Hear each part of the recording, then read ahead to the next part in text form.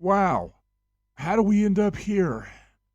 Hey, everybody, it's your boy Roach coming at you with another video, and there's going to be a programming note. I'm about to totally expand this channel. I had a suggestion from somebody, and I'm actually going to follow through on it. To change the video format to a more movie-like with a musical intro, and and I've been kind of watching some of the other videos, kind of like this, and they do the and other YouTube channel, YouTubers and content creators, they do a really great job with it, and I'm gonna follow suit on it. So I'll probably still be using OBS if I want to do main live streams, but like if I want to put together a video, I'm gonna be messing more with Adobe Premiere, Elements, Photoshop, and kind of edit my content and put it out there, add a few more features, make it a little bit more content, more creative, and to talk a little bit more about my career. And I'm gonna expand it to where we're gonna talk about not just private security, but security in general, because as you guys, most of you that follow this channel, security on the general whole is your responsibility, not someone else's. In this video, in this video, I'm going to show you reason. I'm hoping this explains why. And I know some security guards are going. Some of you in private security are going to say this, but he's in a federal building. He should have followed the law.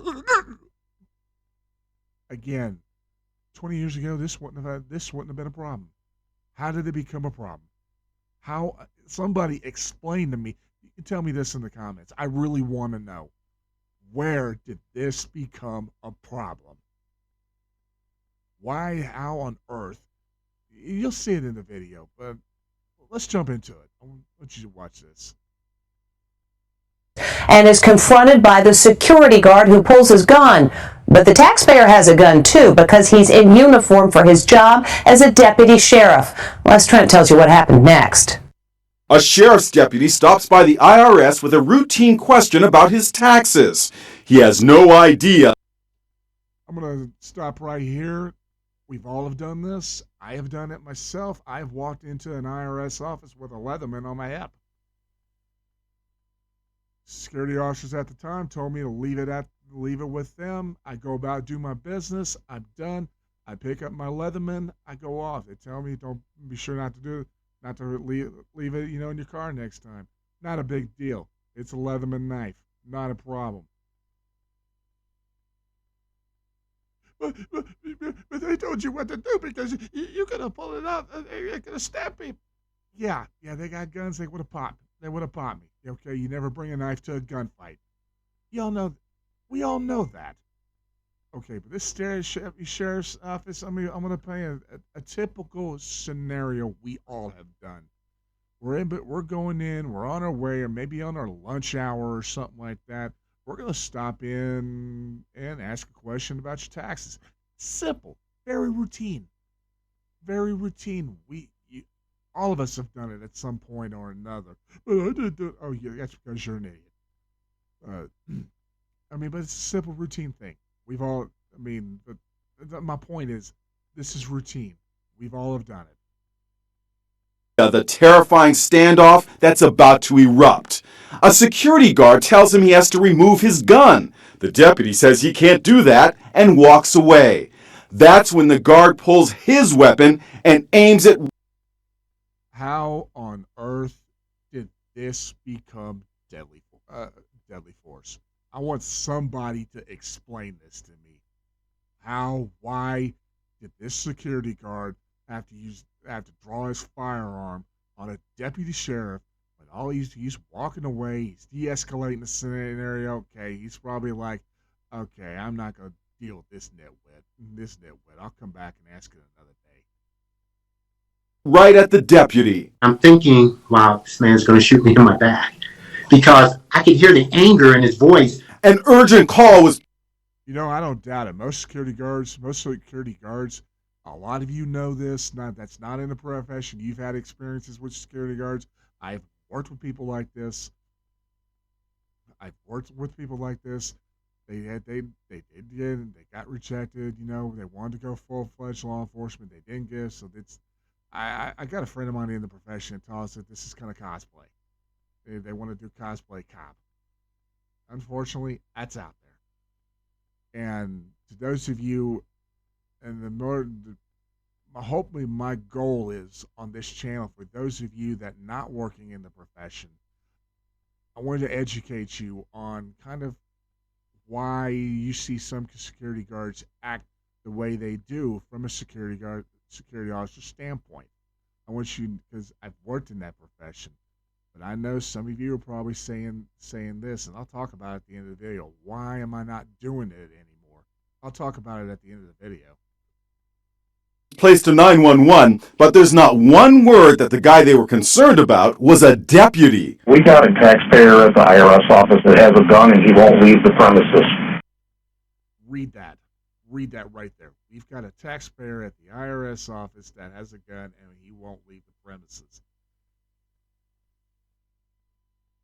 Here's my... Oh, all right. That's a little bit of information that's going to expedite officers to step on it when they get to the building, get to the scene. But again, this could have been avoided had dude right there, where my mouse is, I still want to know, where did he feel his life was threatened that he had to pull his firearm? I still want to know that. I work at the IRS. I'm an IRS employee. What's he doing? He's got a gun and he won't leave. The deputy, Alan Gaston, does try to leave, but the guard blocks the elevator door. I asked him about 5 or 6 times, just move your foot so I can go. Nope, you're not going anywhere. Imagine their surprise when the Toledo, Ohio Police Department got there and realized the allegedly dangerous intruder was their colleague from the county sheriff's department. What happened when the police showed up? The police were extremely confused. They did ask him, you do know he is a full-time deputy sheriff? And he said yes. The tables were turned.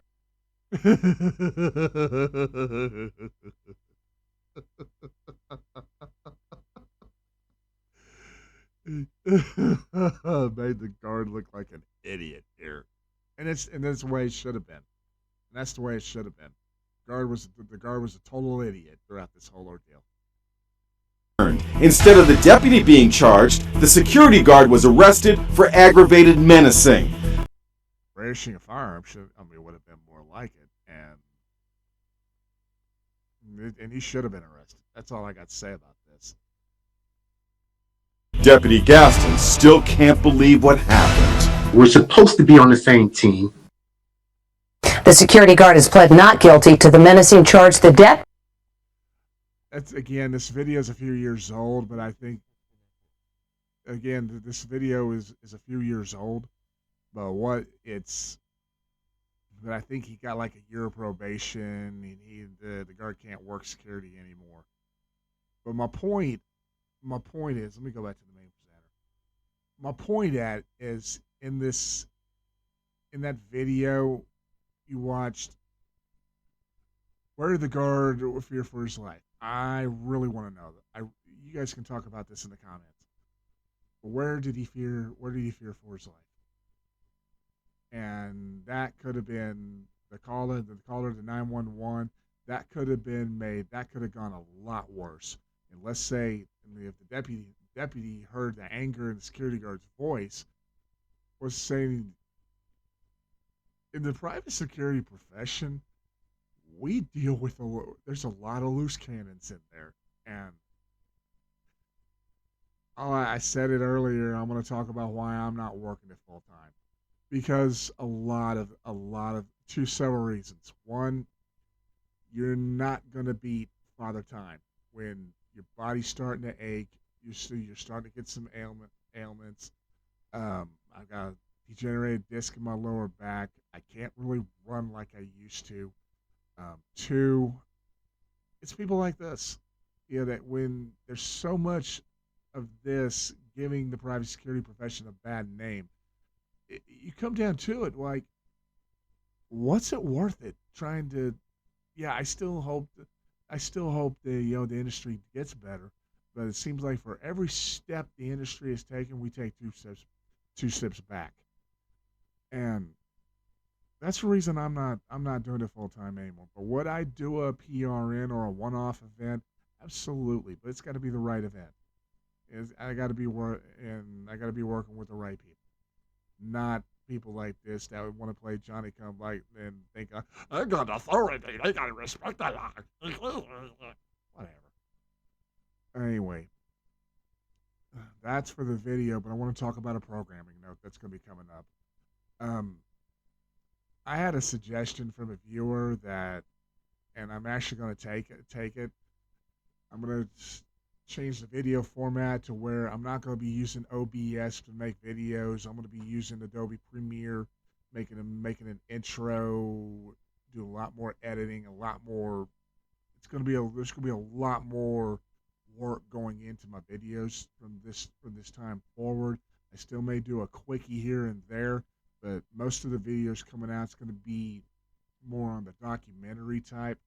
You might recall I did a video on another security guard involved shooting out of Portland, Oregon, that I put a link to the full to link to EWU body camera where they talked about the events leading up to that shooting. I was really impressed with the work that they put into it. So it's kind of a goal of mine to want to be able to put that kind of work into the content. It also improves my skill set more as a content creator.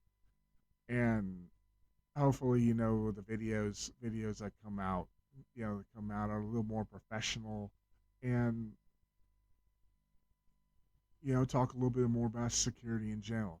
Now, what am I going to expand on topics of? We're going to talk about, general premise, physical, data. I mean, and there's stuff I can talk about because I've worked in the.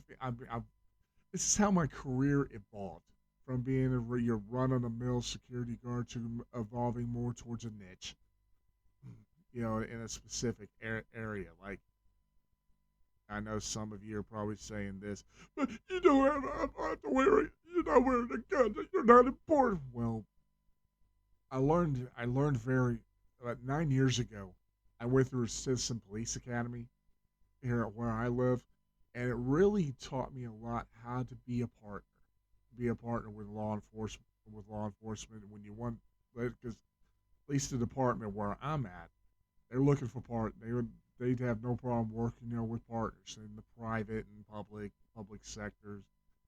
And I've also been taught, when you're working out there, you want to learn a skill set, to do what you got to do, what you have to do until law enforcement arrives, that they take over their part.